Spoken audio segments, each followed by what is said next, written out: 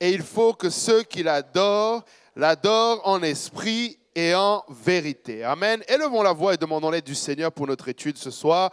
Alléluia, Éternel, notre Dieu et Roi, nous te glorifions, Papa, nous te disons merci pour ta grâce, merci pour ta sainte présence au milieu de nous, Papa, nous voulons glorifier ton nom, Papa, nous voulons t'exalter, te dire merci, Seigneur, pour cette opportunité de plus que nous avons de nous approcher, Papa, de ton trône de grâce. Papa, nous remettons, Seigneur, l'étude de la parole ce soir, Papa, entre tes mains, Papa, notre désir, Papa, de connaître plus de toi, Seigneur, de sonder tes Écritures, Papa. Seigneur, nous prions, Papa, Seigneur, reconnaissant notre faiblesse dans la chair et le besoin, Seigneur, de ton esprit pour comprendre tes Écritures. Papa, oins-moi pour la porter sans crainte, ni faveur, ni hésitation. Oins tous ceux qui m'écoutent, Papa, pour la recevoir. Papa, nous prions que ta parole, qui est une semence, Papa, Seigneur, puisse trouver une place favorable, une place de choix dans nos cœurs, Papa, et germer et porter du fruit pour la gloire de ton nom.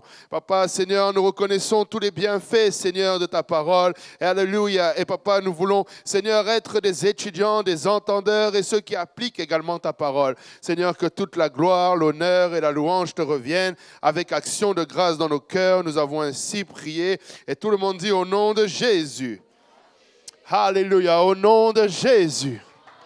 Alléluia. Merci Seigneur. Alléluia. Vous pouvez, alléluia, vous battre les mains pour le Seigneur en vous asseyant. Alléluia. Merci Seigneur, merci Seigneur, merci Seigneur. Alléluia. Et nous sommes dans l'étude des dons de l'Esprit. Amen. Et la semaine dernière, nous avons parlé un petit peu, nous avons fait l'ébauche. Aujourd'hui, nous allons regarder les 9 dons. Amen. Nous n'avons pas la prétention de creuser dans chacun des 9 dons. Il faudrait beaucoup plus que 2 séances. Amen. Mais on va les brosser. Et la raison pourquoi le Seigneur m'a mis à cœur de donner cette étude-là, c'est parce que j'ai la forte conviction vraiment que le Seigneur veut que nous soyons actifs et participatifs et il veut que l'Église soit consciente des dons qu'il y a à la disposition de l'Église pour le corps, pour l'utilité commune et surtout pour la gloire de Dieu. Amen. Dieu veut faire du bien à son Église. Amen. Dieu veut faire du bien à son peuple. Amen. Alléluia. C'est calme aujourd'hui. J'ai dit, Dieu veut faire du bien à son peuple. J'ai eu un Amen. Alléluia.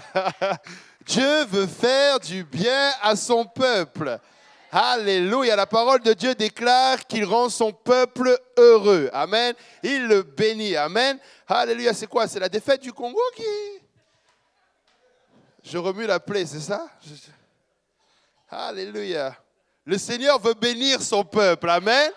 Alléluia. Cannes ou pas Cannes, le Seigneur veut bénir son peuple. Amen. Alléluia. Vous savez, quand nous sommes à l'église, quand nous sommes dans la présence de Dieu, et il ne s'agit pas d'agir... je veux faire attention à ce que je veux dire parce que je ne voudrais pas qu'on me comprenne comme nous voulons être hypocrites. Non, ce n'est pas cela. Amen. Nous voulons agir par la foi. Amen. Ce que je veux dire, c'est que quand nous venons à la maison de Dieu, amen, peu importe la situation, nous sommes dans la présence de Dieu. Amen. Nous voulons l'adorer. Amen. Oui, je sais, des fois, tu peux être un peu fatigué, mais quand je déclare, et ce n'est pas moi qui le déclare seulement, c'est la parole de Dieu que je déclare, que Dieu veut rendre son peuple heureux et béni. Tu sais, on doit accueillir cette parole, amen, parce que c'est la volonté de Dieu, amen. Alléluia. Pensez au témoignage que vous rendez. C'est toujours difficile de dire à quelqu'un, viens, je t'invite à l'église, tu vas voir, bon, c'est un peu fatigant, mais... Amen.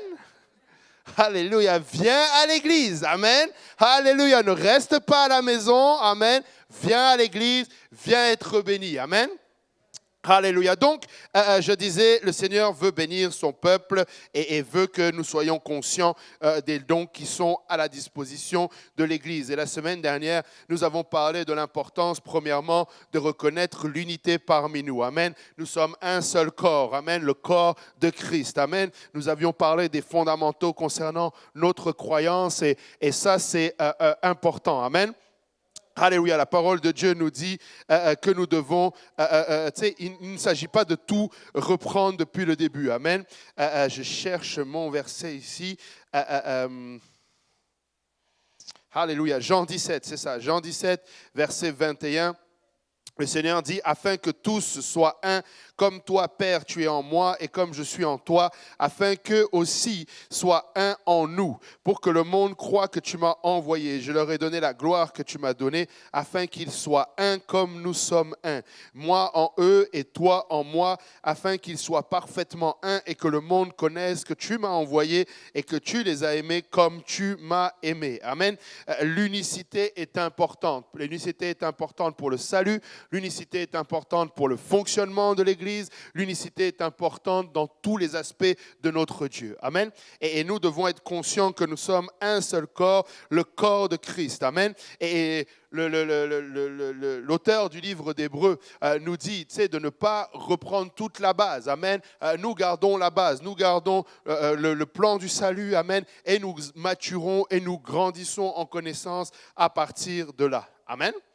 Et 1 Corinthiens 12, qui est vraiment le chapitre qui nous parle des dons de l'Esprit, on va le lire ensemble. 1 Corinthiens 12 nous parle Paul nous dit qu'il ne veut pas que nous soyons dans l'ignorance. Amen. 1 Corinthiens 12, verset 1.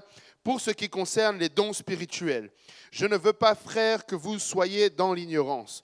Vous savez que lorsque vous étiez païens, vous vous laissiez entraîner vers les idoles muettes, selon que vous étiez conduits.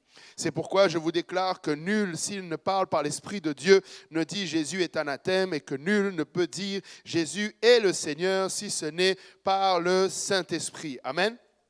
Et là, Paul est en train de mettre la table parce qu'il sait qu'il s'en va dans un domaine particulier. Amen. Il sait qu'il s'en va dans un domaine que les Corinthiens ne sont pas complètement ignorants. Amen. L'église de Corinthe n'est pas complètement ignorante du spirituel. Amen. Seulement, pour longtemps, ils n'ont pas été, disons, du bon bord spirituellement. Amen. Et là, il parle maintenant à une église. Amen. À une église qui a obéi à l'évangile. Amen. Nous prenons pour acquis, quand tu lis le reste des chapitres, notamment les chapitres 3 et 6, nous comprenons qu'ils ont obéi au plan du salut. Amen. L'église de Corinthe n'est pas en train de recevoir l'évangile ici. Amen. L'église de Corinthe a obéi et l'église de Corinthe cherche, ou du moins Paul donne les instructions à l'église de Corinthe comment bien agir. Amen. Et donc là, il leur rappelle, je sais que vous avez eu à expérimenter le spirituel lorsque vous étiez après des idoles muettes. Amen. Il sait que vous avez peut-être eu une expérience spirituelle. Amen. Mais là, il est en train de dire, ce n'est pas parce que vous êtes peut-être un peu réfractaire. Amen. Que vous ne devez pas réaliser l'importance des dons. Amen. Il dit, je ne veux pas que vous soyez ignorants. L'Église aussi possède des dons spirituels. L'Église aussi peut avoir, alléluia, des manifestations de ces dons-là. Amen. Et il va leur donner les clés pour ne pas être confus et pour ne pas se priver de cette grâce et de ce bénéfice-là des dons. Amen. Il continue en disant, il y a diversité de dons, mais le même esprit. Diversité de ministères, mais le même Seigneur. Diversité d'opérations, mais le même Dieu qui opère tout en tous. Or, à chacun, la manifestation de l'Esprit est donnée pour l'utilité commune. Amen. Nous avions parlé de cela la semaine dernière, l'importance de réaliser que le don que l'Église va utiliser, qu'un individu va être utilisé pour manifester ce don-là, c'est pour l'utilité commune. Amen. Ce n'est pas pour qu'on puisse savoir, oh, lui, il est un homme de Dieu puissamment utilisé pour la guérison, ou elle, c'est une femme de Dieu puissamment utilisée pour la prophétie. Amen. Nous allons reconnaître le témoignage, mais ultimement, l'objectif, c'est vraiment l'utilité commune. Amen. C'est pour que l'Église soit forte, c'est pour que l'Église avance, c'est pour que l'Église soit triomphante. Amen. Nous ne voulons pas voir au milieu de nous la faiblesse. Amen. Nous ne servons pas un Dieu faible. Amen. Dans le sens où si le Seigneur voit les besoins, il va y répondre puissamment. Amen. Et on ne parle pas des choses que l'homme peut faire, on parle vraiment des choses que seul Dieu peut faire. Amen. Et donc, il continue en disant, verset 8, « En effet, à l'un est donné par l'Esprit une parole de sagesse, à un autre une parole de connaissance selon le même Esprit, à un autre la foi par le même Esprit, à un autre le don de guérison par le même Esprit, à un autre le don d'opérer des miracles, à un autre la prophétie, à un autre le discernement des esprits, à un autre la diversité des langues, à un autre l'interprétation des langues, un seul et même esprit opère toutes ces choses, les distribuant à chacun en particulier comme il le veut. Amen. Alléluia. Et donc, une chose aussi que je veux juste revenir là-dessus pour que nous soyons tous sur la même page. Nous avons lu « Car Dieu est esprit ». Amen. Donc, quand nous parlons de Dieu, nous allons souvent faire référence à l'Esprit de Dieu. Et nous allons souvent faire référence au surnaturel, du moins au spirituel. Amen. Lorsque nous disons l'Esprit de Dieu a agi, nous comprenons que c'est d'un aspect surnaturel. Amen. Jusqu'à ce que Dieu soit manifesté dans la chair, il n'y avait pas cet aspect charnel. Il n'y avait pas l'œuvre à la croix. Dieu n'avait pas encore marché parmi nous. Donc la plupart des choses que nous voyons Dieu opérer, surtout dans l'Ancien Testament, c'était du domaine spirituel. Amen. Et pour l'Église du Nouveau Testament, nous ne sommes pas en train de dire qu'en dehors des dons spirituels, tout le reste n'a pas le même aspect spirituel.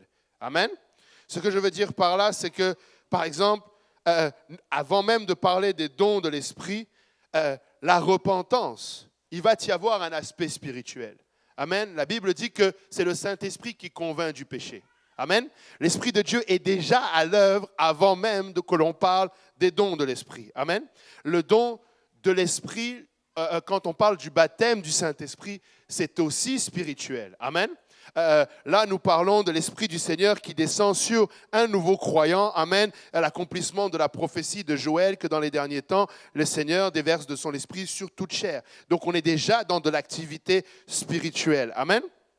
Mais là, nous sommes en train de parler vraiment spécifiquement d'un outil ou plusieurs outils, en l'occurrence 9, que le Seigneur donne à son Église pour son fonctionnement. Amen. Et quand tu lis la parole de Dieu, les chapitres 12, 13, 14 parlent du même sujet. Amen. Et je voulais prendre le temps que l'on regarde le chapitre 13. Amen. C'est une lecture un peu longue, mais qui est nécessaire pour que nous comprenions correctement comment nous devons aussi appliquer les dons dans l'Église. 1 Corinthiens, chapitre 13. Alléluia. Après avoir donné toute cette liste et après avoir expliqué en détail ce que sont les dons, voici ce que Paul dit. Il dit « Quand je parlerai les langues des hommes et des anges, si je n'ai pas la charité, je suis un airain qui résonne ou une cymbale qui retentit. Et quand j'aurai le don de prophétie, la science de tous les mystères et toute la connaissance, quand j'aurai même toute la foi jusqu'à transporter des montagnes, si je n'ai pas la charité, je ne suis rien. Et quand je distribuerai tous mes biens pour la nourriture des pauvres, quand je livrerai mon corps pour être brûlé, si je n'ai pas la charité, cela ne me sert de rien. La charité est patiente, elle est pleine de bonté. La charité n'est point envieuse, la charité ne se vante point, elle ne s'enfle point d'orgueil. Elle ne fait rien de malhonnête, elle ne cherche point son intérêt, elle ne s'irrite point, elle ne soupçonne point le mal, elle ne se réjouit point de l'injustice, mais elle se réjouit de la vérité. Elle excuse tout, elle croit tout, elle espère tout, elle supporte tout. La charité ne périt jamais, les prophéties prendront fin, les langues cesseront, la connaissance disparaîtra, car nous connaissons en partie et nous prophétisons en partie. Mais quand ce qui est parfait sera venu, ce qui est partiel disparaîtra. Lorsque j'étais enfant, je parlais comme un enfant. Je pensais comme un enfant, je raisonnais comme un enfant.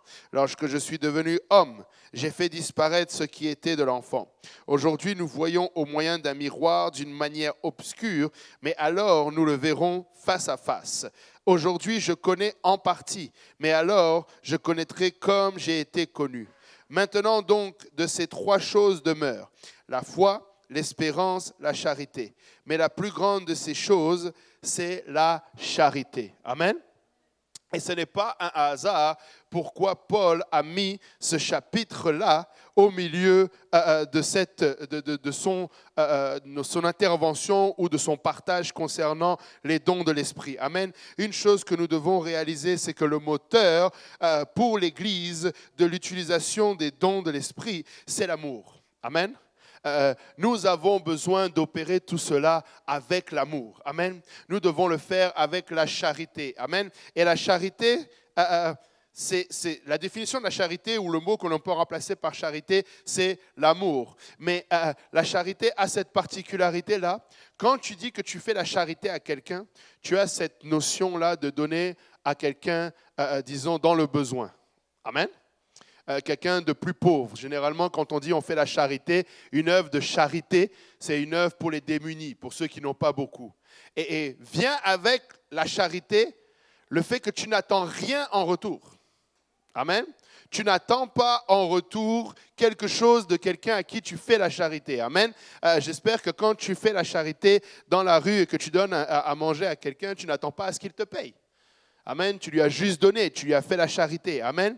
Et pour l'opération des dons, il est important, frères et sœurs, que nous le fassions avec amour. Amen. Il est important que ce qui nous motive, premièrement, c'est l'amour des âmes, l'amour de l'Église et l'amour du Seigneur. Amen. Lorsque nous prions pour la guérison de quelqu'un, nous voulons le faire par amour pour cette personne. Amen. Pas pour qu'il y ait juste une démonstration spectaculaire ou miraculeuse de la part de Dieu.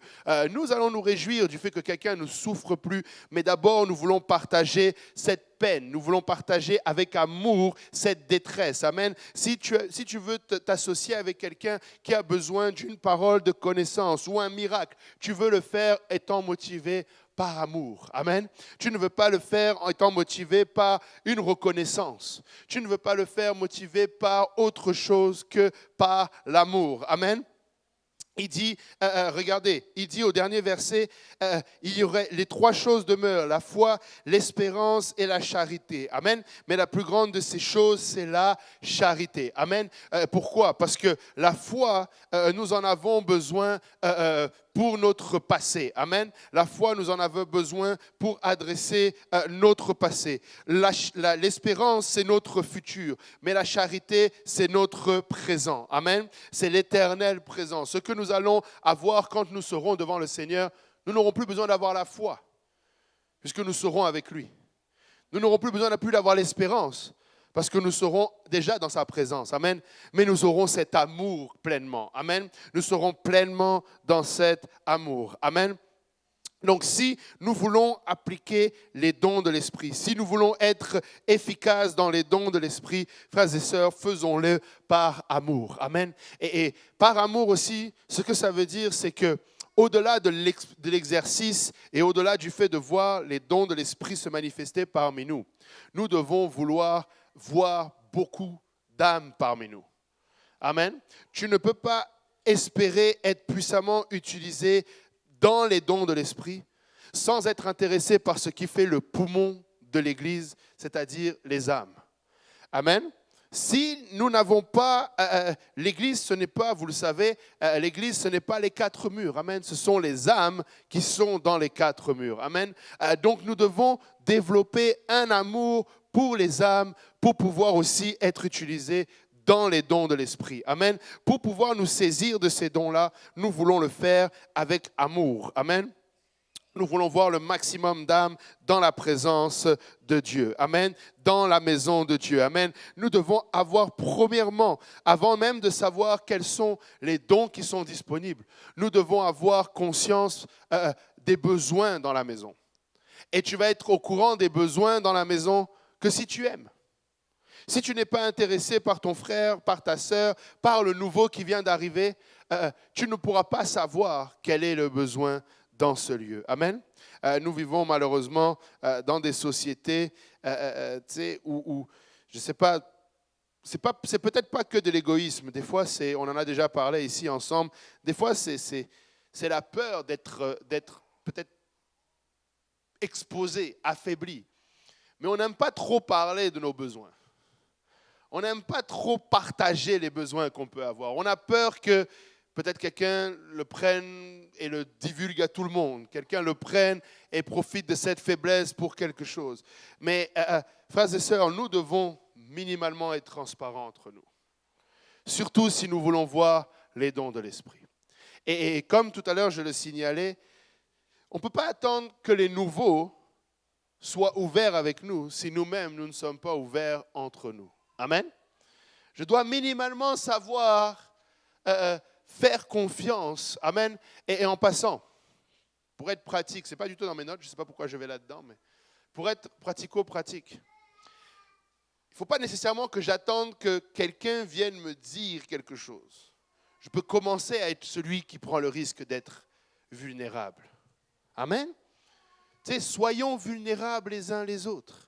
Tu sais, n'ayons pas peur. Tu sais, partage avec ton frère et avec ta sœur ton besoin. Partage-lui tes inquiétudes. Et quand je dis inquiétude, tu n'es peut-être pas obligé de commencer par c'est la partie la plus sensible de ta vie parce que tu n'y arriveras pas. Mais tu sais, mon frère, aide-moi à prier. Amen. Tu sais, qui ici aurait besoin qu'on l'accompagne dans la prière pour prier? Je suis le seul? Amen. Bon, quand même quelques mains. Amen. C'est pas une honte. Amen. C'est pas une honte. Tu sais, il faut vraiment qu'on brise cela. Il faut vraiment que... toute ma leçon que j'avais faite me revient. Il faut vraiment qu'on brise cela. Il faut qu'on soit transparent entre nous, frères et sœurs. Il n'y a pas de surhomme. Il y a tous des âmes qui veulent être sauvées. Amen. Nous avons tous besoin du Seigneur dans ce lieu. Amen. Il faut que nous développions cet amour-là. Amen. Ça commence par les petites choses. Amen. Par les petites choses. Vous savez, j'arrive dans les dons. Amen. J'arrive dans les dons. Mais si nous ne savons pas nous servir naturellement, ça va être difficile de nous servir spirituellement. Si nous ne sommes pas capables naturellement d'avoir cet amour qui se développe entre nous. Tu sais, souvent, je vais accuser les jeunes parce qu'ils peuvent me pardonner plus que les vieux. Mais très souvent, tu vas voir quelqu'un de jeune qui marche et il voit une personne plus âgée qui porte un sac lourd et puis il double la personne et il passe devant et demande à ta soeur, à la grande personne qui est là, de l'aider avec ton sac. Une autre chose que j'ai très souvent de la difficulté, quand je vois une maman seule porter son cosy. Tu sais, le cosy, pardon, c'est... comment on appelle ça ici? Siège auto? Le siège auto, là. Je sais que les mamans sont fortes. Elles l'ont porté pendant 9 mois. Ce n'est pas le fait de le porter à ce moment-là qui... Mais je ne peux pas m'empêcher d'essayer de vouloir aider. Et souvent, quand c'est le mari qui est à côté, pour ceux qui me connaissent là, je prends l'enfant et je donne au mari. Parce que c'est d'abord lui. Mais c'est pour dire, nous ne pouvons pas rester insensibles. Amen. Nous devons développer cet amour entre nous. Parce que ça ne sert à rien d'aller chercher le spirituel. Si dans le naturel déjà, on voudrait bien des grandes choses, mais le dimanche soir, ça fait 15 ans que je suis dans cette église. Ça fait 15 ans que le frère Montomo range les chaises et les tables. 15 ans. Ça fait 15 ans que je suis dans l'église. Ça fait 15 ans que c'est le frère Montomo qui passe l'aspirateur sur le tapis. 15 ans, fois 52 dimanches. Et ce n'est pas qu'il n'y a pas d'autres personnes qui peuvent le faire. Mais le nombre de fois où je vois certaines personnes venir et prendre pour acquis que la table est installée, les chaises sont installées, les poubelles vont sortir toutes seules, l'aspirateur va se faire toute seule. Si déjà dans ce niveau-là, nous ne savons pas nous servir les uns les autres, nous aimer les uns les autres, ça va être difficile d'aller dans le domaine spirituel et de vraiment prétendre qu'on le fait par amour. Tu sais, des fois, comment savoir si c'est par orgueil, si c'est par amour? Est-ce que quand c'est peu reconnu, tu le fais? C'est sûr que tu n'auras pas beaucoup de médailles si tu arranges juste les chaises à la fin du service. Amen? Je te l'accorde. C'est rare qu'on distribue des médailles pour ceux qui nettoient les toilettes, qui ramassent même un papier. Vous savez, même à la maison, je dis à mes enfants, ça m'exaspère. J'arrive quelque part et ils sont passés 10 fois devant un morceau de papier puis ils ne l'ont pas ramassé. Ça, c'est chez moi. Mais à l'église, c'est la même chose. Nous sommes dans la maison de Dieu. Et quand je ramasse le papier, ce n'est pas pour... Oui, il n'y aura pas de reconnaissance, mais c'est pour l'utilité commune. Si je ramasse le papier, c'est de manière commune qu'on bénéficie d'une église propre. Amen. toutes ces petites choses dans le naturel sont importantes. Tu sais, veillons les uns sur les autres. Ayons la patience les uns pour les autres, la compassion les uns pour les autres. Je sais que des fois, nous sommes occupés. Tous les jours, nous n'avons pas nécessairement le temps de... Tu sais, ça tourne dans la tête. Amen. Et des fois, certaines choses nous échappent. Mais dimanche, on était 277. À 277, on peut y arriver. Amen. Tout seul, le pasteur, peut-être qu'il peut avoir de la difficulté de connaître les 277 besoins. Mais si on se partage chacun le fardeau, on peut y arriver. Amen. On sait que telle personne en ce moment a besoin de telle chose. Et ça n'a pas toujours besoin d'être, je vous dis, c'est vraiment, il faut commencer avec les petites choses. Il ne faut pas mettre les choses trop loin, trop compliquées. Non, vraiment avec les petites choses. Amen. Question là-dessus? Avant que je sorte du sujet. Oui, sœur Rosalie.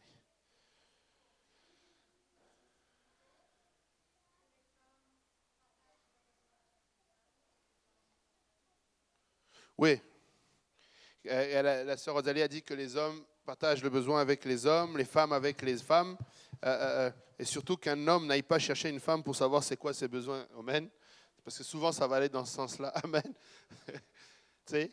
Mais soyons attentifs. Amen. Soyons attentifs. C'est pareil, il y a des personnes qui arrivent, tu sais, il y a des nouveaux immigrants qui arrivent. Vous avez été nouvel immigrant aussi. Des fois, ce n'est pas évident. Et ne prenons pas pour acquis que tout est facile. Je vous l'accorde, il y a beaucoup de choses qui sont données par le gouvernement. Je suis le premier à le savoir. Mais vous savez que le gouvernement, il ne donne pas l'amitié. Le gouvernement, il ne donne pas des appels à la maison. Le gouvernement ne donne pas un encouragement. Tu sais, le gouvernement ne va pas appeler « Ça va mon frère? Ça va aller. » Tu sais, c'est compliqué pour le moment, mais ça va aller. Amen. Tu sais, ça, c'est pas au gouvernement de faire ces choses-là. Amen. Gloire à Dieu pour ce que le gouvernement fait. Tu sais, nous sommes dans des pays où, honnêtement, tout ce qui est nourriture, besoins matériels, ça va. Ça va. C'est pas parfait, mais ça va. Mais ce que manque ce pays-là, c'est l'attention aux uns aux autres. Et c'est ce que nous devons avoir dans l'Église si nous voulons aussi aller dans cet autre niveau-là et servir au niveau spirituel. Amen. Donc l'amour est important. Amen. L'amour est vraiment au cœur de tout ce que le Seigneur veut faire. Amen. Alléluia. Donc maintenant, si on va plus en détail dans les dons. Amen. On va diviser les dons en 3 parties. Amen. Les dons, on va parler des dons de révélation, dépendamment des sources que vous utilisez. Les 3 parties que je vais donner là, ce n'est pas dans la Bible. Amen. Vous n'avez pas un verset qui dit don de révélation, par exemple. Mais pour catégoriser, pour étudier, c'est plus facile. Amen. Donc, dépendamment de vos sources d'études, vous allez avoir un terme différent. Amen. Donc, les dons de révélation, les dons de puissance et les dons de déclaration. Les dons de révélation, il y a la parole de sagesse, la parole de connaissance et le discernement des esprits. Dans les dons de puissance, il va y avoir la foi, le don d'opérer des miracles, le don des guérisons. Pour les déclarations, il va y avoir la prophétie, la diversité des langues et l'interprétation des langues. Amen. Alléluia. Si on regarde bien, amen, lorsque l'apôtre Paul nous donne, il nous parle des dons, il nous parle toujours de l'unité et du corps de Christ. Amen. Alors si on veut regarder aussi, on pourrait dire qu'il y aurait la manifestation de la pensée de Christ, les mains de Christ et la voix de Christ. Amen. La pensée de Christ dans la révélation, la main de Christ dans l'opération et la voix de Christ dans la déclaration. Amen. Les dons de révélation. Si on commence avec la parole de sagesse, amen, il dit que nous allons avoir une parole de sagesse. La parole de sagesse, c'est une portion du discernement et du jugement ou du conseil de Dieu et que celui-ci accorde de manière surnaturelle pour répondre à un besoin particulier. Qu'est-ce que ça veut dire? Ça veut dire que quand tu es utilisé dans le domaine du don de sagesse, tu reçois partiellement la sagesse qui vient de Dieu. Ce n'est pas une sagesse qui est apprise à l'université. Ce n'est pas une sagesse qui est apprise par expérience à l'école ou dans la vie de tous les jours. Amen. Peut-être que tu avais des parents sages, peut-être que tu avais des oncles sages, peut-être que tu avais un oncle ou une tante qui, à chaque fois, il faisait quelque chose, tu pouvais voir la sagesse. Mais dans le cadre du don de la sagesse, c'est un don qui vient de Dieu. Amen. L'exemple que l'on peut prendre, c'est dans Acte 27. Amen. Acte 27. Ça, c'est le voyage de Paul. Amen. Regardez avec moi Acte 27, versets 9 et 10. Alléluia. Acte 27. Alléluia. Acte 27, verset 9 nous dit « Un temps assez long s'était écoulé et la navigation devenait dangereuse car l'époque même du jeûne était déjà passée. C'est pourquoi Paul avertit les autres en disant « Ô homme, je vois que la navigation ne se fera pas sans péril et sans beaucoup de dommages, non seulement pour la cargaison et pour le navire, mais encore pour nos personnes. » Le centenier, verset 11, écouta le pilote et le patron du navire plutôt que les paroles de Paul. Amen. Paul était très connaisseur de la parole de Dieu. Amen. Paul pouvait prêcher comme personne. Mais Paul n'était pas un navigateur. Amen. Paul, le moment où il donne cette parole en disant que la navigation ne se fera pas sans péril et qu'il serait mieux que l'on reste ici, c'est une parole de sagesse, amen, qui lui a été donnée de la part de Dieu et non pas parce qu'il avait la connaissance du domaine de la navigation. Amen. Le Seigneur peut donner la sagesse à plus d'une personne dans des circonstances différentes. Amen. Ça peut être dans le cadre d'un projet d'église. Ça peut être dans le cadre d'une décision. Amen. Tu peux être en train d'être dans la décision, dans une vallée de décision. Et en passant, je pense que je l'ai déjà mentionné, mais une chose aussi que l'amour va couvrir, on l'a vu, l'amour ne soupçonne pas le mal. Amen. En fait, en d'autres termes, l'amour n'a pas de préjugés. Amen. Et une chose pour laquelle nous devons apprendre à nous faire confiance, la sagesse qui vient de Dieu peut sortir de la bouche de plus jeunes que toi. Amen. La parole de sagesse qui vient de Dieu peut être de quelqu'un de moins éduqué que toi. Amen. Tu sais, ne prends pas pour acquis que « Non, mais lui, il ne peut pas m'aider. » Parce que pour toi, tu n'es pas du même niveau social, tu n'as pas le même âge, ou parfois même tu n'as pas la même expérience. Amen. Des fois, nous allons nous priver d'un don vraiment de la part de Dieu, de sagesse, parce que nous n'allons pas écouter ou être attentifs à la parole de quelqu'un à cause de notre préjugé, à cause du fait que cette personne ne peut pas. Un enfant peut être utilisé avec une parole de sagesse. Amen. Alléluia. Et ensuite, on va aller dans la parole de connaissance. La parole de connaissance est une portion d'information divine accordée à quelqu'un de manière surnaturelle pour répondre à un besoin particulier. Amen. Regardez, dans cet extrait-là, on va aller dans le livre des Actes au chapitre 5 et on va voir comment le Seigneur a donné une parole de connaissance à l'apôtre Pierre. Alléluia. Acte 5. À partir du premier verset. Mais un homme nommé Ananias, avec Saphira, sa femme, vendit une propriété et retint une partie du prix. Sa femme, le sachant, puis il apporta le reste et le déposa aux pieds des apôtres. Pierre lui dit, Ananias, pourquoi Satan a-t-il rempli ton cœur au point que tu montes au Saint-Esprit et que tu aies retenu une partie du prix du champ ? S'il n'eût pas été vendu, ne te resterait-il pas, et après qu'il ait été vendu, le prix n'était-il pas à ta disposition ? Comment as-tu pu mettre en ton cœur un pareil dessein ? Ce n'est pas à des hommes que tu as menti, mais à Dieu. Ananias entendit ces paroles et tomba et expira. Une grande crainte saisit tous les auditeurs. Les jeunes gens s'étant levés, l'enveloppèrent, l'emportèrent et l'ensevelirent. Environ 3 heures plus tard, sa femme entra sans savoir ce qui était arrivé. Pierre lui adressa la parole. « Dis-moi, est-ce à un tel prix que nous avons vendu le champ? Oui, répondit-il, c'est à ce prix-là. Alors Pierre lui dit, comment vous êtes-vous accordés pour tenter l'Esprit du Seigneur?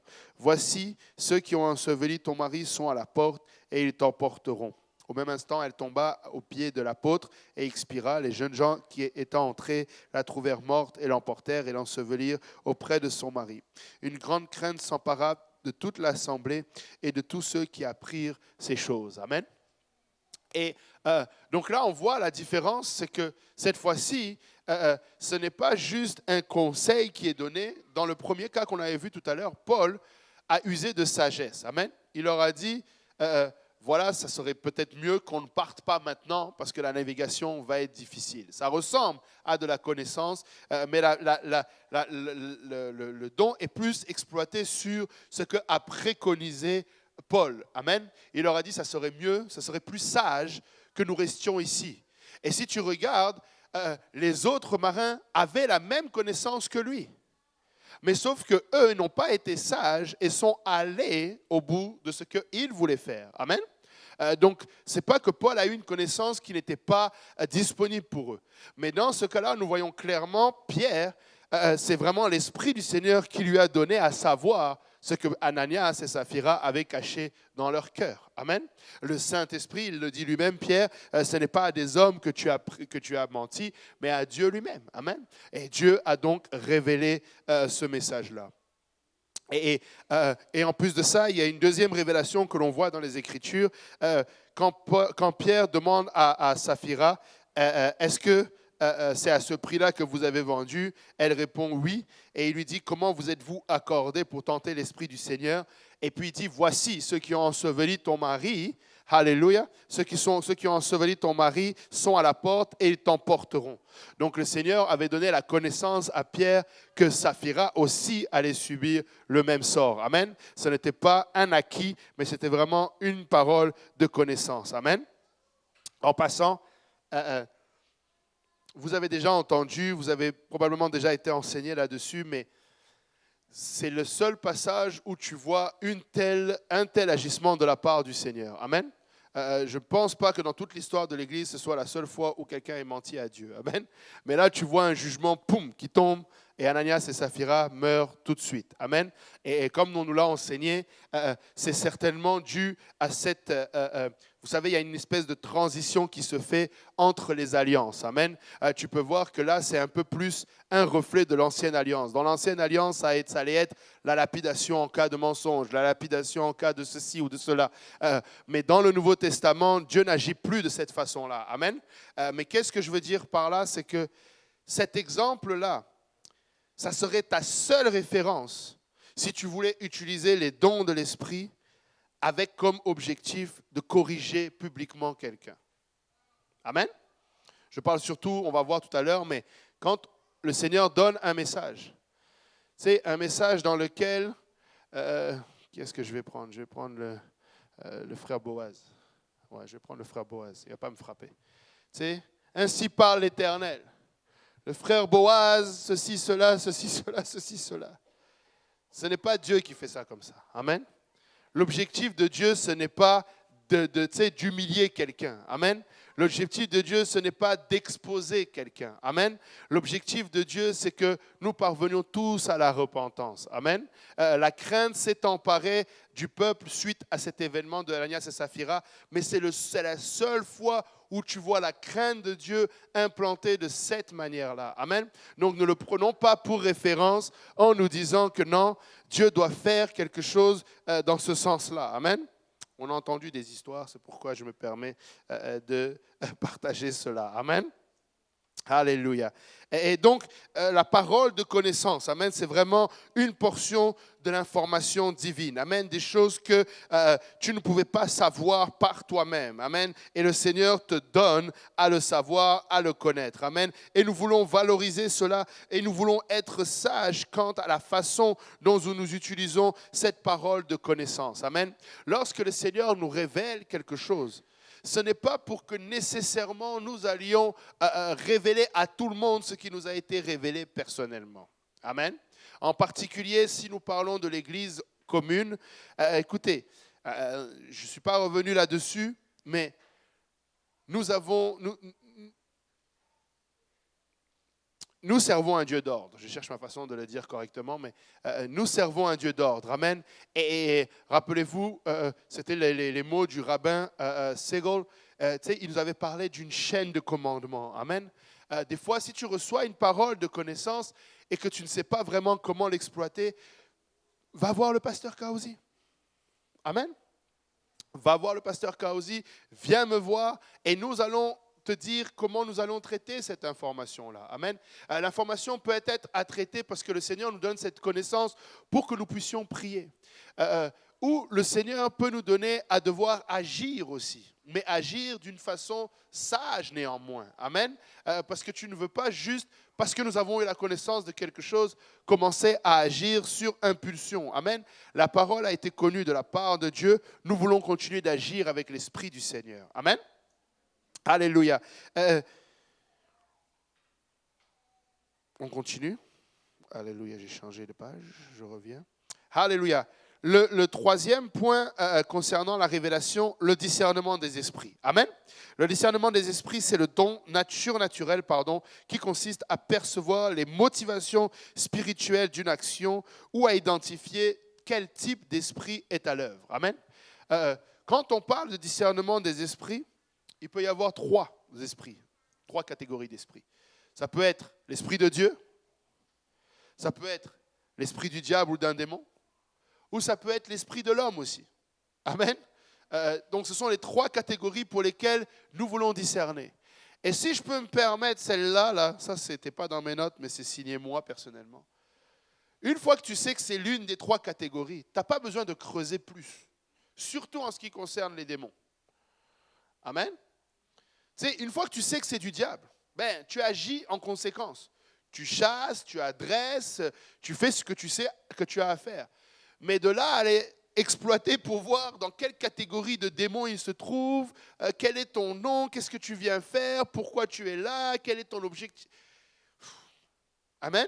On veut juste qu'il soit chassé. Amen. On veut juste qu'il ne dérange pas le service ou qu'il arrête de déranger quelqu'un qui est lié.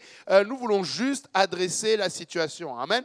Nous voulons racheter le temps. Amen. N'allez pas suivre un cours de démonologie pour savoir comment adresser un démon. Amen. Tu veux juste avoir l'autorité du nom de Jésus dans ta vie. Amen. Alléluia. Nous voyons cet exemple dans Acte 16.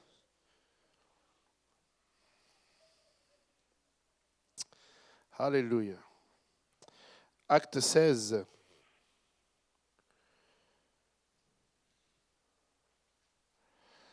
Alléluia. Et on va aller à partir du verset 10. Alléluia. Après cette vision de Paul, nous cherchâmes aussitôt à nous rendre en Macédoine, concluant que le Seigneur nous appelait à y annoncer la bonne nouvelle. Étant partis de Troas, nous fîmes voile directement vers la Samothrace et le lendemain, nous embarquâmes à Néapolis. De là, nous allâmes à Philippe, qui est la première ville d'un district de Macédoine et une colonie. Nous passâmes quelques jours dans cette ville. Le jour du sabbat, nous nous rendîmes hors de la porte vers une rivière où nous pensions que se trouvait un lieu de prière. Je pense que je me suis un peu égaré là. Ouais, je suis allé trop haut en fait. On continue. Le jour du sabbat, nous nous rendîmes hors de la porte vers une rivière où nous pensions que où se trouvait un lieu de prière. Nous nous assîmes et nous parlâmes aux femmes qui étaient réunies. L'une d'elles, nommée Lydie, marchande de pourpre de la ville de Thyatire, était une femme craignant Dieu et elle écoutait. Le Seigneur lui ouvrit le cœur pour qu'elle fût attentive à ce que disait Paul. Lorsqu'elle eut été baptisée avec sa famille, elle nous fit cette demande: si vous me jugez fidèle du Seigneur, entrez dans ma maison, demeurez-y. Et elle nous pressa par ses instances. Comme nous allons au lieu de prière, une servante qui avait un esprit de python et qui, en devinant procurer un grand profit à ses maîtres, vint au-devant de nous et se mit à nous suivre. Paul et nous, elle criait: ces hommes sont les serviteurs du Dieu Très-Haut et ils nous annoncent la voie du salut. Elle fit cela pendant plusieurs jours. Paul, fatigué, se retourna et dit à l'esprit: je t'ordonne au nom de Jésus-Christ de sortir d'elle. Et il sortit à l'heure même. Amen. Paul a usé du don de discernement des esprits. Amen. Il a discerné que même si le message semblait le bon message, amen, comme l'avait dit le pasteur Chevis, le bon message mais avec le mauvais esprit. Amen. Le message était bon. Et regardez bien, ils auraient pu bâtir là-dessus. Amen. Il était important qu'ils aient le discernement, parce que s'ils s'étaient arrêtés juste au message, ils auraient pu bâtir dessus. Mais le problème, c'est que les versets d'après, les maîtres de la servante, voyant disparaître l'espoir de leur gain, donc cette femme avait des maîtres sur elle. Et s'ils avaient bâti là-dessus, leur témoignage aurait été affecté. Amen. Ce qu'ils étaient en train de faire, ce que le Seigneur était en train de faire avec eux, allait être affecté. Amen. Alors, il était important à ce moment-là qu'ils aient l'esprit de discernement. Amen. Et j'aime le passage où Paul fatigué. Amen. Tu peux sentir que ça le fatiguait, cette parole, même si elle était douce à l'oreille. Et ça doit parler à tous ceux, surtout, qui sont en position d'autorité. Amen. Nous devons faire attention aux compliments. Amen. Nous ne pouvons pas juste, de manière générale, soyons très prudents avec les compliments, mais encore plus quand tu commences à sentir que dans ton cœur, peut-être que la fatigue, ce n'était pas celle qu'on pense. Peut-être c'était aussi la fatigue de sentir cette lutte avec l'orgueil. Peut-être qu'il commençait à sentir que cette femme est en train de faire monter en moi un sentiment que je n'aime pas. Elle est en train de, oui, d'accord, elle est en train de dire, et Seigneur, si c'était vraiment de toi, est-ce que je sentirais l'orgueil? Est-ce que le fruit qui serait produit en moi ne serait pas plutôt l'humilité plutôt que l'orgueil? C'est peut-être juste ça la fatigue de Paul. Amen, on ne sait pas, là j'extrapole. Mais c'est pour dire que c'est important d'être vigilant en tout temps. Amen. Surtout pour ceux qui sont exposés, en position exposée. Amen. Donc, voilà les paroles, les dons de révélation. Amen. La parole de sagesse, la parole de connaissance, le discernement des esprits. Maintenant, les dons de puissance. On va parler de la foi. Le don de la foi, c'est la capacité surnaturelle de faire confiance à Dieu ou d'inspirer la confiance en Dieu lors d'un besoin ou d'un moment ou un moment particulier. Amen. On comprend bien, et je l'ai déjà dit la semaine dernière, mais on comprend bien que là, on ne parle pas de la foi qui est la foi de base, amen, celle pour laquelle tu vas être agréable ou pas à Dieu si tu la possèdes ou pas, amen. La parole nous parle de la foi dans Hébreux chapitre 11 en nous disant que nous devons avoir la foi pour nous approcher de Dieu, amen. Mais là, c'est vraiment un don de foi, c'est-à-dire une foi particulière pour un besoin particulier. Regardez encore dans Acte 27. Amen. Alléluia. Toujours le voyage de Paul. Amen. Acte 27, cette fois-ci, on va descendre au verset 25. Paul avait eu la parole de connaissance, la parole de sagesse, je veux dire, et il leur avait dit, n'allons pas naviguer. Ils ont quand même navigué. Et là, effectivement, ce que Paul craignait est arrivé. La navigation s'est rendue de plus en plus difficile. Mais Acte 27, 25 nous dit, c'est pourquoi, ô hommes, rassurez-vous, car j'ai cette confiance en Dieu, qu'il en sera comme il m'a été dit. Mais nous devons échouer sur une île. Amen. Paul avait reçu la visite d'un ange qui lui a dit, ne t'inquiète pas, vous n'allez pas périr. Amen.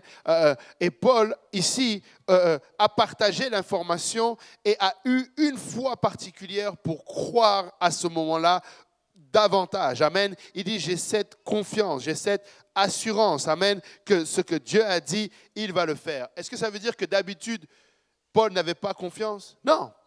D'habitude, ce que Dieu dit, Paul le croit et a confiance. Amen. Mais là, particulièrement dans ce moment-là, sa foi va booster la foi des autres. Amen. Rappelez-vous, pour l'utilité commune. Parfois, dans un service, ça prend une ou deux personnes qui ont le don de la foi. Amen. Et qui partagent ce don de la foi, surtout des fois avec un prédicateur qui est rempli de foi. Amen. Tu veux prier pour le don de la foi. Parce que des fois, le prédicateur, il est là, il est excité, il veut voir, mais il se bat seul des fois. Amen.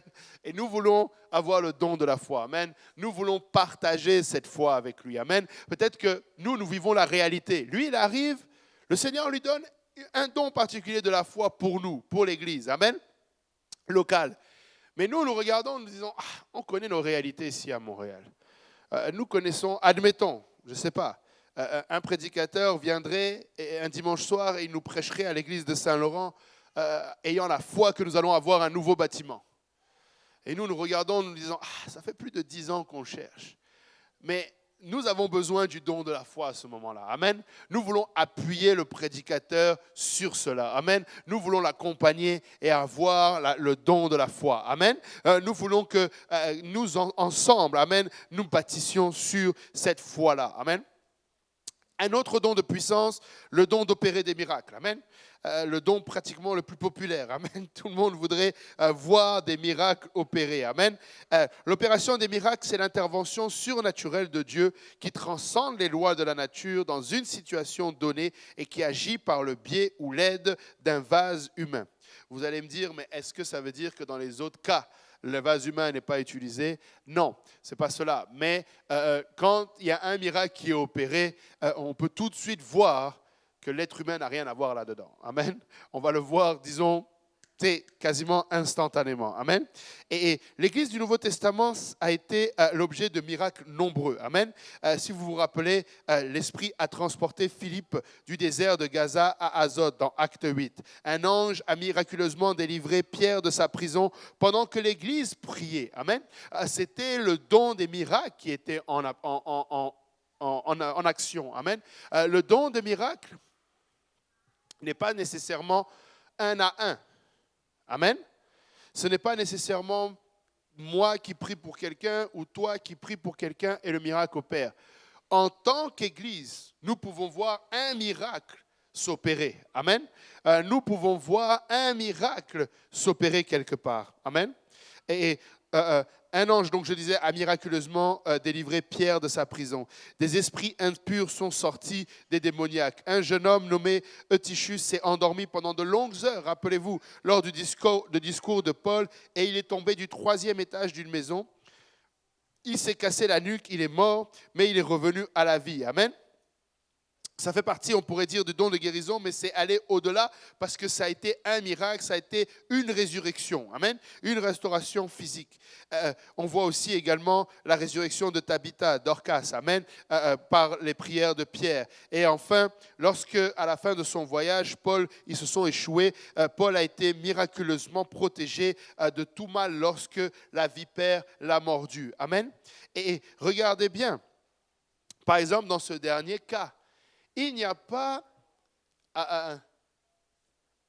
nécessairement anticipation du don. Amen. Ce que je veux dire, c'est que nous ne sommes pas... Nous pouvons prier et s'attendre à être utilisés par Dieu. Amen. Dans un domaine particulier.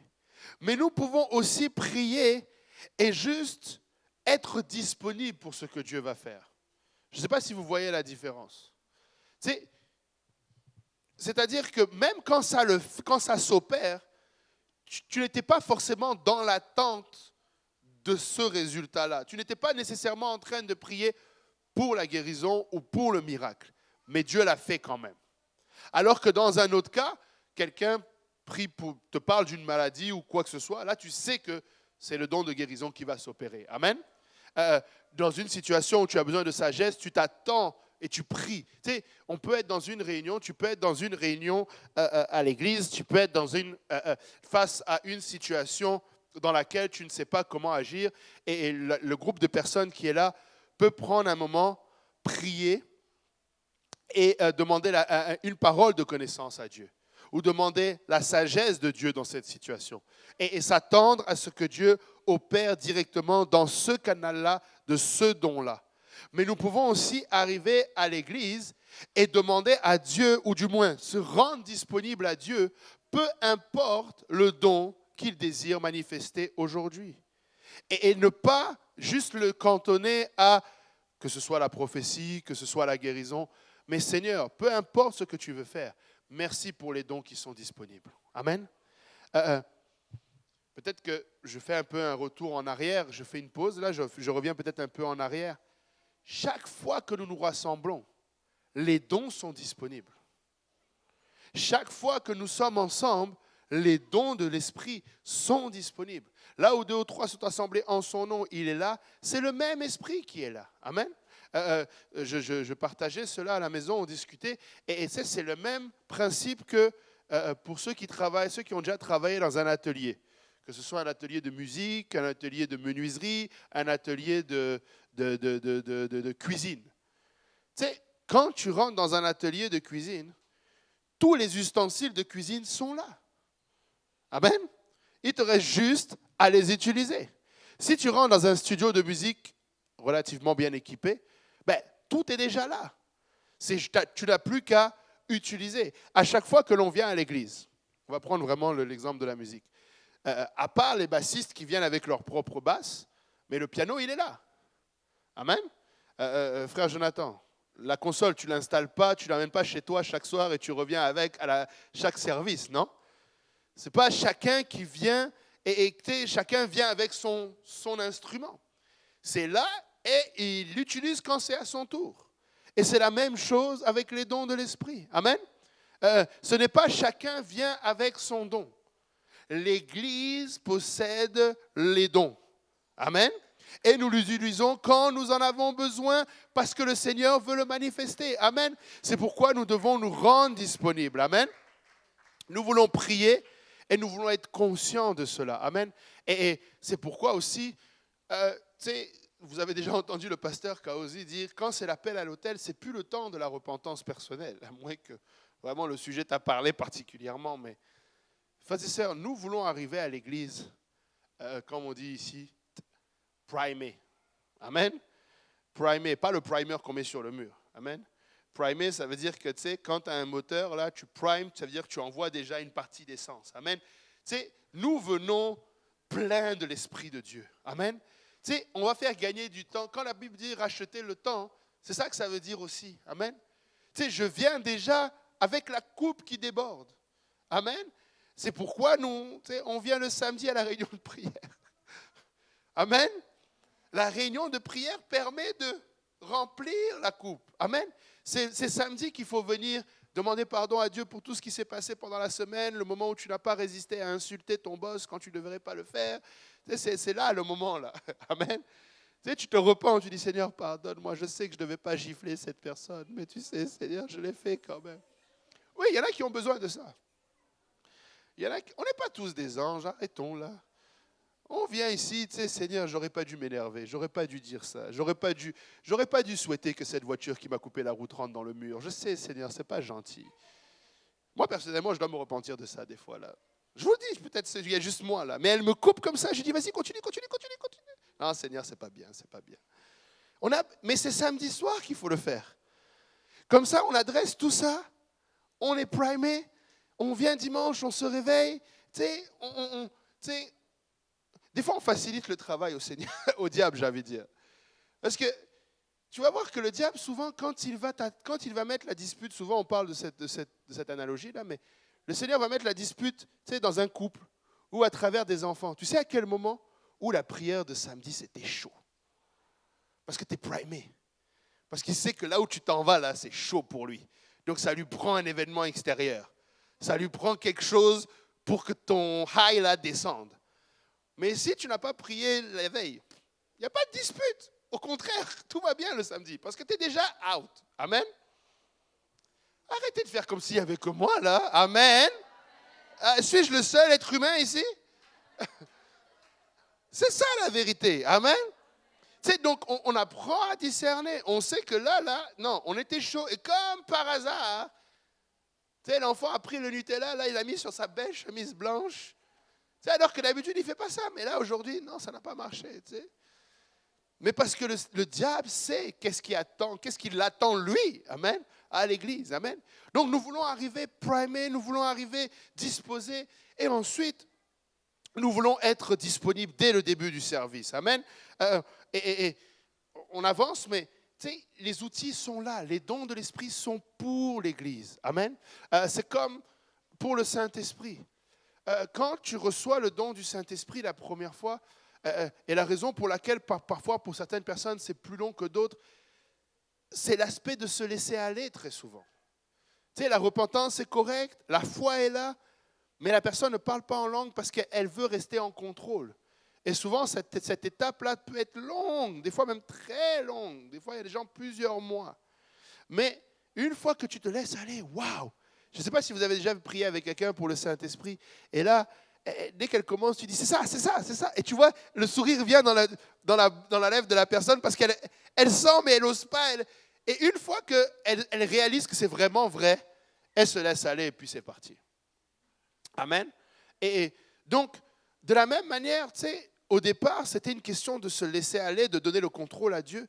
Nous qui sommes plus matures, nous devons arriver à l'église déjà à l'aise avec le spirituel, déjà à l'aise avec l'Esprit du Seigneur. Un canal qui est déjà ouvert. Amen. Alléluia. J'avance. La guérison. Le don de guérison, c'est une forme variée de traitement ou de rétablissement surnaturel d'une affection, de maladie, de blessure ou d'handicap. Amen. On voit plusieurs guérisons dans l'Église primitive. On voit le boiteux au temple, la guérison multiple à Jérusalem. Amen. Il y a eu des paralysés, des boiteux en Samarie. Saul de Tarse lui-même guérit de la cécité. Amen. Donc on voit plusieurs fois la guérison. Mais vous savez, un exemple que vraiment m'a frappé dans mon étude, par exemple, prenons juste le boiteux à la porte la belle. Allez relire. Le Seigneur était déjà passé devant ce boiteux. Mais le Seigneur ne l'avait pas guéri. Amen. Ce que je veux dire, c'est que le Seigneur peut ne pas guérir nécessairement aujourd'hui, mais le guérir dans un mois. Amen. Ce qui ne nous empêche pas de prier pour la guérison et ce qui ne nous empêche pas qu'à un moment donné, le Seigneur révèle le don de guérison. Amen. Et tout comme la sagesse qu'un chrétien doit avoir, ou plus tard on va le voir, le don de parler en langue, le don de guérison est à différencier avec la prière que l'on fait par exemple à l'autel. Jacques nous dit, si quelqu'un parmi vous est malade, qu'il approche, les anciens vont le oindre d'huile et prier pour sa guérison. Amen. Le Seigneur dit, voici les signes qui accompagneront ceux qui auront cru. En mon nom, ils chasseront des démons, ils imposeront les mains aux malades, les malades seront guéris. Nous avons la guérison par les meurtrissures du Seigneur Jésus-Christ. Amen. Donc nous pouvons prier pour la guérison en tout temps. Mais là, nous parlons d'un événement particulier où le Seigneur utilise le don de guérison dans l'Église. Amen. Et on avance. Si on va... là, on est dans opérer des miracles, on l'a fait. Amen. Le don de puissance, opérer des miracles. La guérison. Amen. Là, maintenant, les langues. Amen. Le don des langues. Il y a le don d'interprétation des langues. Amen.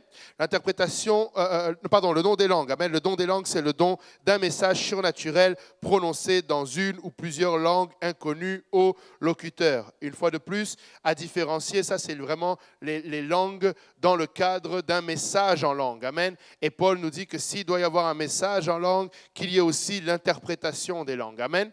Nous devons nous assurer qu'il y a l'interprétation des langues. Et ça peut paraître un peu bizarre. Amen. Ça peut paraître un peu bizarre parce qu'on a tendance à penser que lorsque nous opérons dans le spirituel, nous ne sommes pas au contrôle. Et pourtant, c'est là notre erreur. Le spirituel est contrôlé par celui qui est utilisé. L'esprit des prophètes est soumis aux prophètes. Amen. L'esprit du prophète est soumis au prophète. S'il n'y a personne pour interpréter, l'apôtre Paul nous dit alors qu'il n'y ait pas ce message en langue, parce qu'au lieu d'édifier, il va apporter plutôt la confusion. Amen. Est-ce que tu veux dire, prédicateur, que tu peux empêcher Dieu d'agir? Personne ne peut empêcher Dieu de quoi que ce soit. Personne. Personne. Si Dieu va le faire, il peut le faire sans toi et moi. Amen. C'est là où nous devons faire attention. Parce que le même esprit qui veut t'empêcher de croire que tu peux contrôler, c'est le même esprit qui pense que tu peux contrôler Dieu. Que tu peux forcer Dieu à faire quelque chose. Tu sais que tu peux prier pour la guérison et Dieu refuse de guérir à cause de ton orgueil. Dieu peut le faire. Parce qu'il voit que la motivation derrière, c'est toi. Et Dieu peut dire non.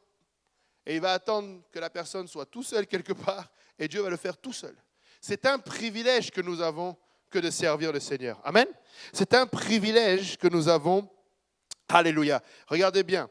1 Corinthiens 14, verset 5. « Je désire que vous parliez tous en langue, mais encore plus que vous prophétisiez. Celui qui prophétise est plus grand que celui qui parle en langue, à moins que ce dernier l'interprète, pour que l'Église en reçoive l'édification. » Amen.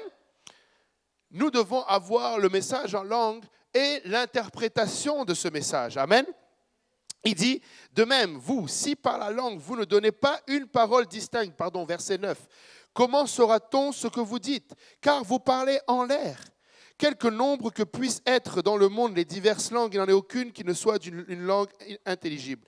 Si donc je ne connais pas le sens de la langue, je serai un barbare pour celui qui parle, et celui qui parle sera un barbare pour moi. De même, vous, puisque vous aspirez aux dons spirituels, que ce soit pour l'édification de l'Église que vous cherchez à en posséder abondamment. C'est pourquoi que celui qui parle en langue prie pour avoir le don d'interpréter. Car si je prie en langue, mon esprit est en prière et mon intelligence demeure stérile. Que faire donc? Je prierai par l'esprit, mais je prierai aussi par l'intelligence. Je chanterai par l'esprit, mais je chanterai aussi avec l'intelligence.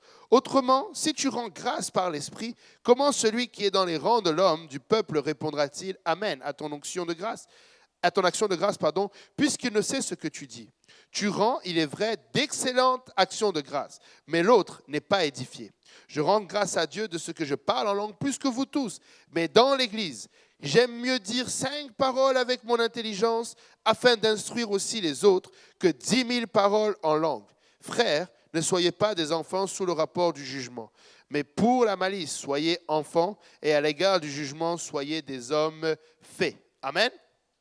Alléluia. Et donc, pour ce qui est du parler en langue, il doit y avoir interprétation de langue. Amen. Et l'autre chose, on va conclure avec ça plutôt. Là, on continue. L'interprétation des langues. Regardez bien. L'interprétation des langues, c'est le don d'une capacité surnaturelle à traduire ou à expliquer le sens d'un message public donné en langue. Amen. L'interprétation des langues, c'est vraiment, ça ne va pas être mot pour mot nécessairement, mais ça va être vraiment l'explication ou la pensée de Dieu pour cette parole-là. Amen. Si vous allez lire, je veux juste sauver du temps, mais si vous allez lire dans Daniel, vous allez voir que lorsqu'un message a été écrit sur le mur et que Daniel a dit « comptez, comptez, tu as été trouvé léger » et que le royaume allait être perdu ou divisé, vous allez voir que ce n'était pas une transcription littérale de ce qui était écrit en hébreu. Mais Daniel a donné l'esprit qu'il y a derrière. Amen. Alléluia. Et comment savoir, je vais juste, avant d'aller à la prophétie, comment savoir si le message en langue provenait vraiment tu sais, semble que tu ne comprends pas toute l'interprétation ou tu sembles être à côté. Écoutez, surtout dans les débuts, là, je dis ça dans les débuts parce que une église peut être jeune dans l'exploitation des dons et tu sais, quand nous disons ou quand la Bible dit que l'esprit du prophète est soumis au prophète, un Québécois va parler comme un Québécois lorsqu'il interprète. Amen. Tu sais, il ne va pas sortir un autre langue, il ne va pas parler comme un Français, il va parler comme un Québécois. Amen. Donc, dépendamment de l'accent, dépendamment de la culture, dépendamment du niveau d'éducation de la personne, ça se peut que le message sorte plus ou moins clair pour certains. Amen. Tu sais, ce n'est pas à nous de juger, de nous dire « Ah, mais non, ce message-là, ça ne venait pas de Dieu parce que les mots qui ont été utilisés. » Non. Amen. Tu sais, prends ce qu'il y a à prendre, sois édifié. Si tu sens qu'il y a eu une erreur, comment il a pu dire Moïse alors que ce n'était pas Moïse? Ça, c'était Abraham. Ça ne vient pas de Dieu. Pas nécessairement. Amen. Tu sais, et des fois, tu peux renfermer quelqu'un par ton action. Amen. Écoutez, il a fait du mieux, il s'est rendu disponible et Dieu honore cela. Amen. Et nous devons vraiment réaliser cela et laisser les dons s'exprimer parmi nous. Amen. N'allons pas trop vite sur le jugement, rappelez-vous, par amour. Amen. Nous voulons le faire avec amour. Et enfin, donc, le don de prophétie. La prophétie, c'est le don d'une déclaration surnaturelle provenant directement de Dieu dans la langue du locuteur et des auditeurs. Amen. Je n'ai pas pris le temps de chercher un exemple, c'était vraiment sur la fin. Mais le don de prophétie, tu sais, Paul dit que il invite tous à prophétiser. Amen. Lorsque l'on parle de la prophétie, on parle de parler de la part de Dieu. Amen. Prophétie de manière générale. Mais le don de prophétie, ça va être, à un moment donné, le Seigneur va donner une parole d'encouragement, une parole d'édification ou parfois une parole de redressement, mais toujours avec cet objectif-là, que le peuple soit édifié. Amen. En tant qu'Église, nous sommes appelés à bâtir, pas à détruire. Ne nous cachons pas derrière les dons surnaturels pour dire, j'ai le discernement de l'esprit, la sœur Maureen là, je peux voir que tu n'es pas en train de bâtir. Et pourtant la Bible dit, nous sommes édifiés sur le fondement des prophètes, amen, et des apôtres, amen. C'est tout ce que nous allons utiliser comme don va servir à l'utilité commune, à l'édification commune. Et ce n'est pas pour détruire, amen. Ne soyons pas, je vais aller jusqu'à, si tu sens, rappelez-vous, l'esprit des prophètes est soumis aux prophètes. Amen. Et je peux vous dire, des fois, en tout cas, je sais que cette phrase dérange beaucoup, mais l'esprit du prophète est soumis au prophète. Amen. Et ce que j'allais dire, c'est que si tu sens que le message risque de sortir et ne pas sortir, tu es conscient que ça peut blesser, adresse-le d'abord à l'autorité du service. Amen. Ça ne sera pas moins puissant. Amen. Ça ne sera pas moins puissant. Tout à l'heure, la sœur Rosalie a dit quelque chose qui était pertinent. Que les hommes soient ouverts avec les hommes et les femmes ouverts avec les femmes en ce qui concerne la sensibilité de certains sujets.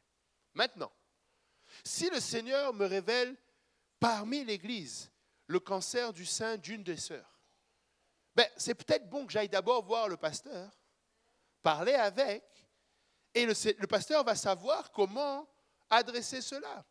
Amen. Ça n'a pas obligé que ce soit toi qui ailles prier pour ce... Peut-être que même la sœur ne sait pas, personne ne savait, Dieu a vu ta disponibilité, il te l'a révélé, mais par sensibilité, va parler avec le pasteur. Et le pasteur connaît les brebis, il sait comment il pourra faire. Peut-être lui-même, il va parler avec sa femme va aller... Ce n'est pas évident. Même un médecin, donner ce genre de diagnostic, ce n'est pas évident.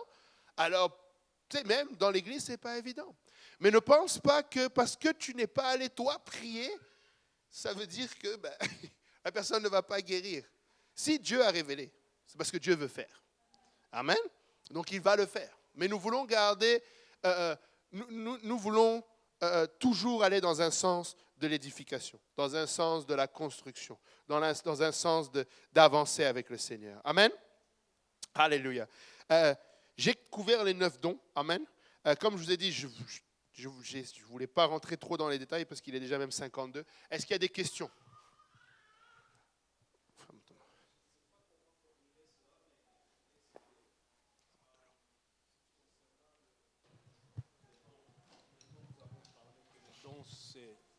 C'est bon pour l'édification de l'Église, quoi, en général. Est-ce que, des fois, j'ai comme l'impression, pas l'impression, mais c'est comme si on marche des fois sur les œufs concernant certains dons. C'est peut-être parce que ça a été abusé dans le monde et que le fait de marcher sur les œufs sur certains dons, ces dons-là, c'est comme on ferme la porte à ces dons-là de se manifester dans l'Église, quoi. Il y a très souvent, il y a le don des prophéties, le don de miracles, le don. Très souvent, quand on va en parler du côté négatif de ce don-là, au lieu de parler du côté positif de ce don-là. Je sais que c'est peut-être parce que ça a été abusé dans le monde. Et aussi, il faut les désirer. Je pense qu'il faut les désirer pour que ça puisse se manifester dans l'Église. Un autre point que je voulais, c'est... ça m'a échappé là. Disons, il faut les désirer, quoi. Donc, il faut que ce don-là se manifeste. C'est parce que c'est pour l'édification de notre Église, de l'Église, quoi. Je pense que je vais me rappeler pour Okay. Parce que, voilà, c'est parce qu'avec d'autres dons, on va facilement embrasser cela. On va parler par exemple de dons, interprétation des langues, ça va être plus facile mais quand ça arrive aux prophéties, miracles, et puis j'ai l'impression qu'on a tendance à marcher sur les œufs.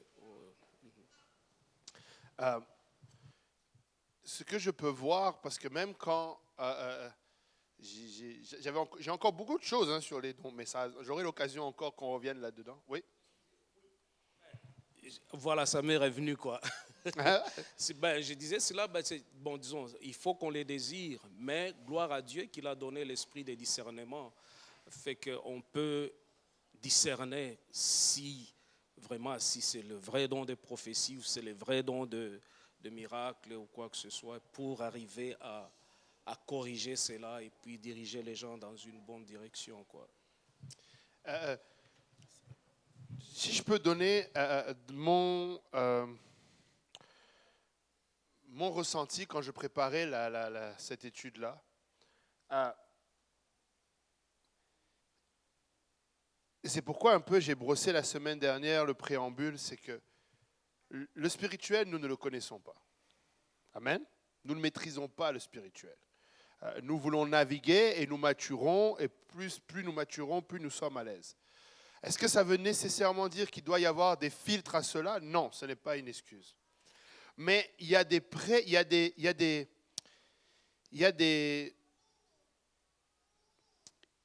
prédispositions, il y a des prérequis qui peuvent faciliter l'application des dons dans l'Église. Je m'explique. Peut-être qu'on va facilement parler de l'exercice du don de la guérison ou du don des miracles, parce que ça parle par lui-même. C'est-à-dire, quelqu'un était malade, il est guéri. Amen. Quelqu'un était, où le miracle a été opéré, ça parle pour Dieu directement. Mais pour les dons, si on prend les dons, par exemple, j'avais dit 3 catégories, les dons de révélation, les dons de puissance et les dons des langues.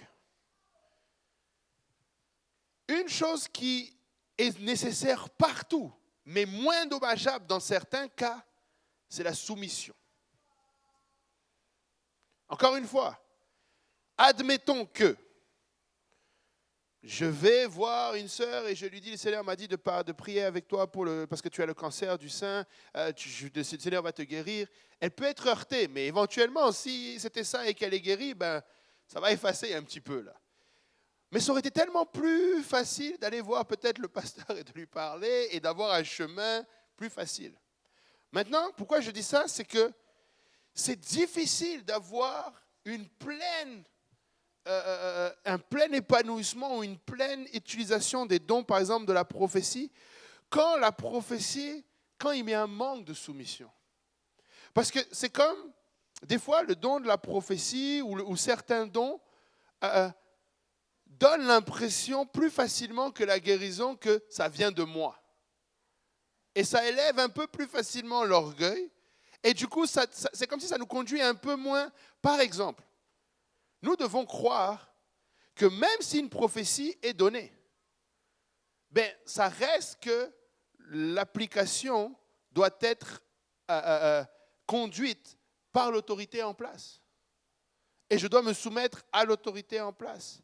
Mais très souvent, par exemple, si je ne prends pas le temps d'aller parler avec, ou si je prends par exemple le temps d'aller voir l'autorité et que l'autorité ne fait pas ce que je pense avoir compris par rapport à la prophétie, on va avoir l'impression que le don n'a pas été appliqué. Je ne sais pas si je me fais comprendre. C'est que si on met les fondements de la soumission au départ, je pense qu'on va arriver à laisser aller les dons. Mais s'il n'y a pas ce fondement-là préalable, c'est difficile. Oui, ça Maureen.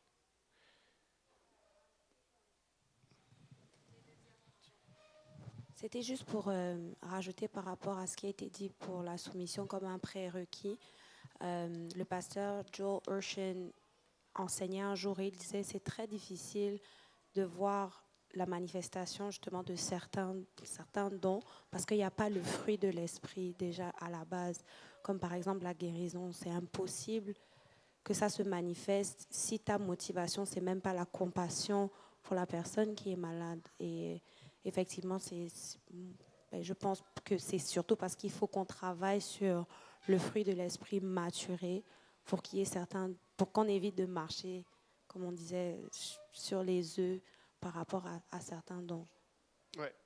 Et c'est pourquoi, et c'est bon la question ou l'intervention du Frère Mutombo, dans le sens où le Seigneur veut vraiment nous emmener dans cette dimension des dons. Mais pour que ça puisse ne pas être, par exemple, dans un service, combien de prophéties devrait-il y avoir?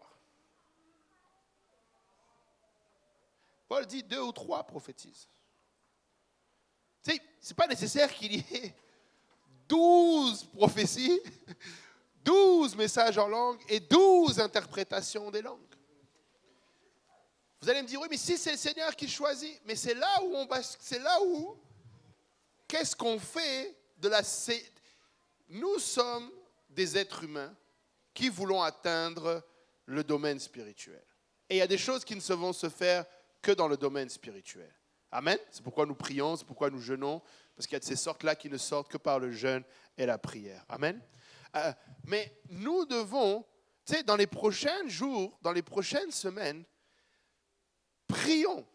Et si tu ressens, tu sais, comme je l'ai dit, rentrons dans le service avec la volonté d'avoir les dons manifestés au milieu de nous. Mais je vous encourage à utiliser le canal le plus sécuritaire, la ligne sécurisée, si je peux le dire, spirituelle, qui est l'autorité. Tu sais, la ligne directe, là, la ligne la plus sécuritaire, vous savez qu'on peut être sur écoute. Amen. Mais quand tu ne veux pas être sur écoute au téléphone, là, tu prends une ligne sécurisée. La ligne la plus sécurisée, c'est l'autorité dans l'Église. Tu sais, allez voir le pasteur venez voir le corps pastoral et dites-leur. Voilà ce que j'ai ressenti pendant l'appel, où j'ai un message. Est-ce que je peux le donner?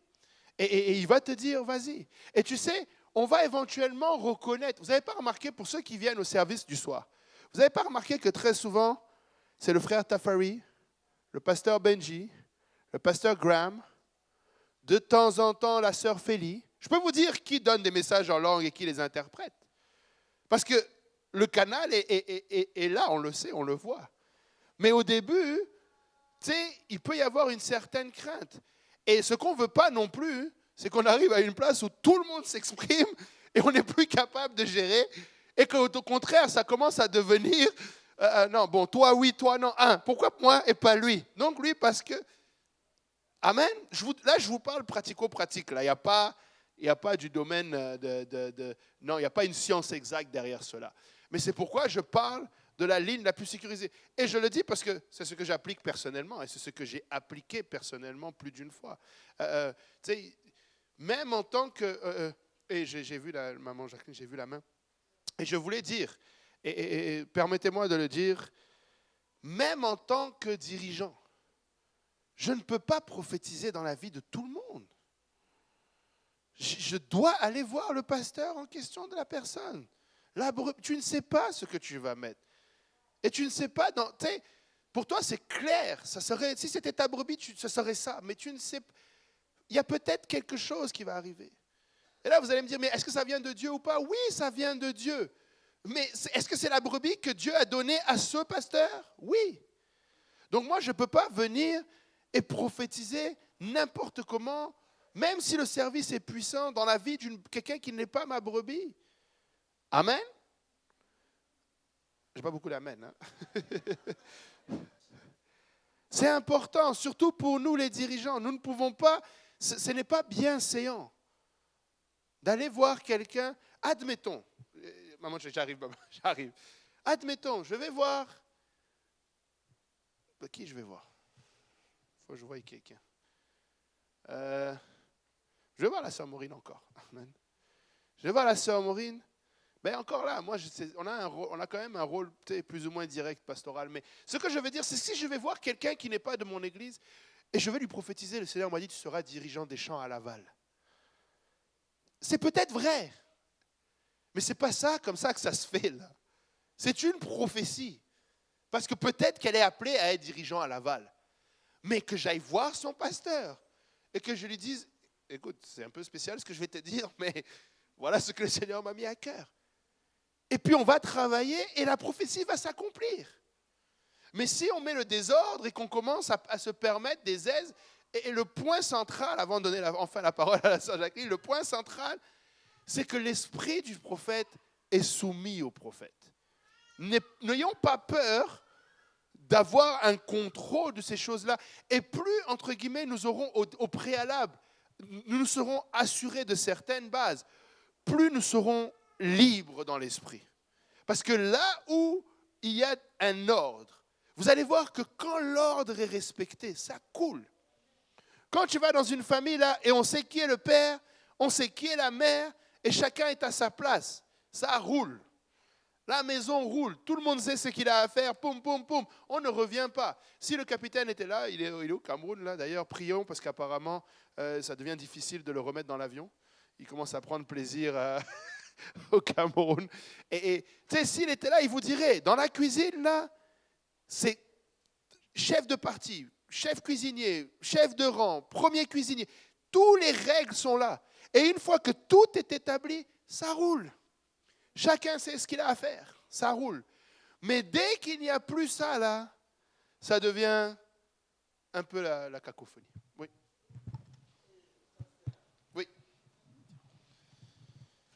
Je vais poser une question que j'ai vécue moi-même.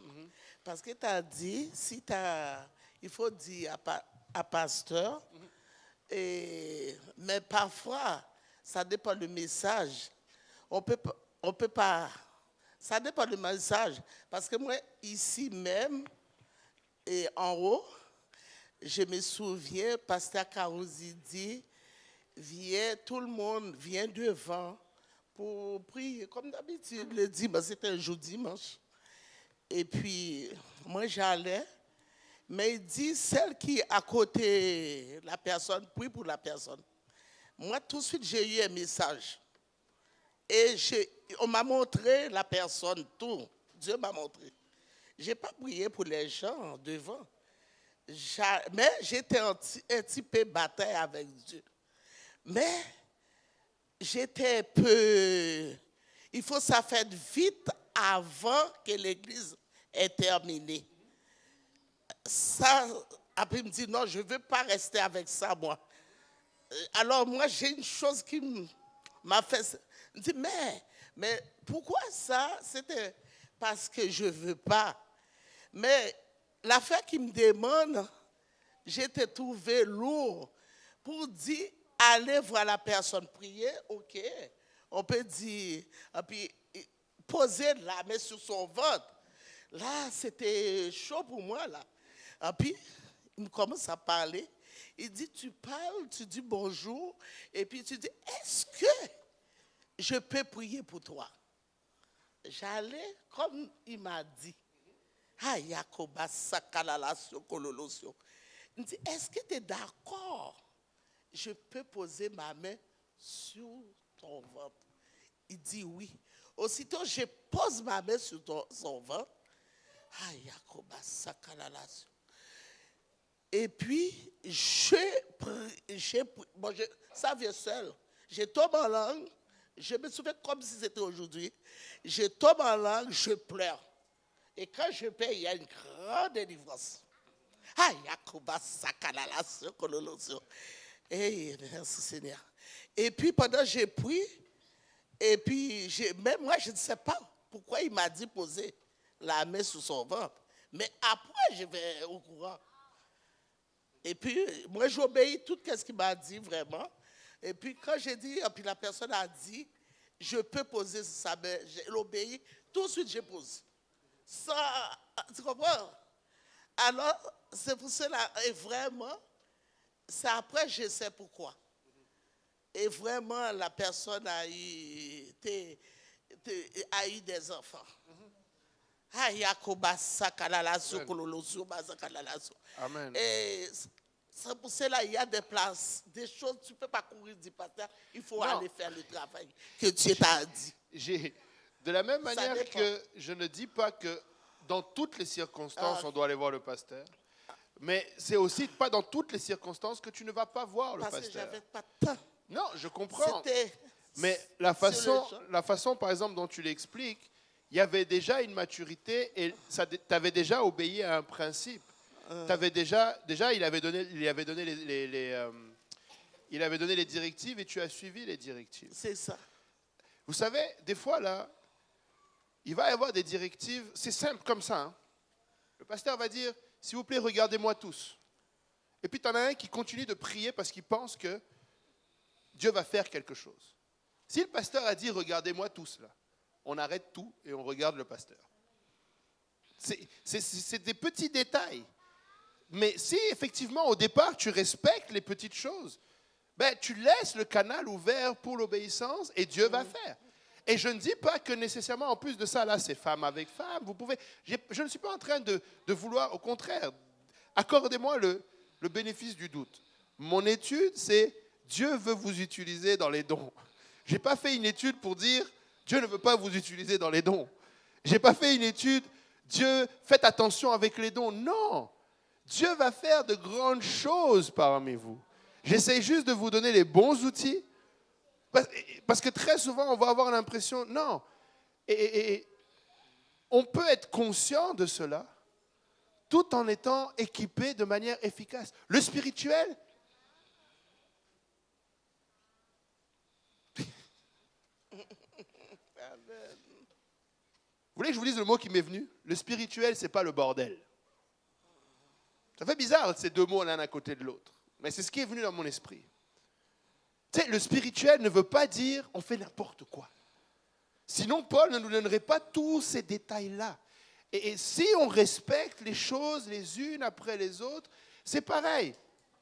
Je sais que c'est la fin, pardonnez-moi. Tu sais, on veut voir les dons spirituels. Mais est-ce que nous avons le même désir de voir le don spirituel que nous avons le désir de faire une étude biblique? Avons-nous le même désir de voir les dons spirituels que nous avons le désir d'être fidèles à l'Église de Dieu? Je ne serais pas étonné que les plus utilisés parmi l'Église, c'est ceux qui sont plus fidèles à l'Église. C'est ceux qui sont fidèles à la prière, ceux qui sont fidèles aux études, ceux qui sont fidèles à toutes ces choses-là. Parce que le canal est rendu plus disponible. Amen. Tu sais, je veux être utilisé dans les dons de Dieu. Que je sois fidèle dans toutes les petites choses. Amen. Et vraiment, le Seigneur veut faire au milieu de nous. Amen. Le Seigneur a l'intention de nous utiliser et nous voulons juste faire la chose de la bonne façon. Faire la chose de la bonne manière. Amen. Une autre question où on prie tous ensemble? Amen. On va prier tous ensemble. Amen.